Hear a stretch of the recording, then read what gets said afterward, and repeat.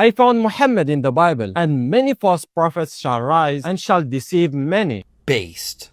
Thank you for proving to us that there is a true prophet after Jesus alayhi salam. Jesus said many, not all. This is what happens when a Muslim tries to own a Christian and just embarrasses himself by exposing to everyone he hasn't read the Bible. The Bible doesn't say the gift of prophecy ended with Jesus. In fact, we can see other people who were called prophets existing in the church after the resurrection.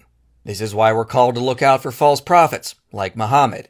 If the gift of prophecy ended with Jesus, there'd be no need to distinguish between real and false prophets. And in these verses, John the Baptist denies being the Messiah, and he also denied being the prophet. So, the prophet and the Messiah are different. That's not what the Gospel of John says. You read that into the verse.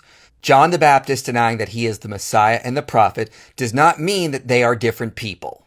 Jesus alayhi salam is the Messiah, and the prophet is no other than Prophet Muhammad sallallahu alayhi wasallam. And if you would have actually read the Gospel of John, you would see that Jesus is identified as the Messiah and the prophet. Just a few verses later, Philip identifies Jesus as the prophet that Moses spoke of.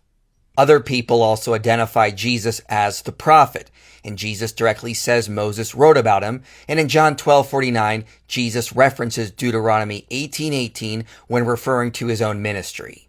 And most explicitly, in the book of Acts, Peter identifies Jesus as the prophet that Moses spoke about. And when we look at Deuteronomy 18:18, we see that the prophet has to be an Israelite, because it says the prophet will come from among their brothers. This language in Deuteronomy and the surrounding context shows this is a phrase that refers to Israelites and explicitly excludes foreigners, which means there's no way it could be about Muhammad.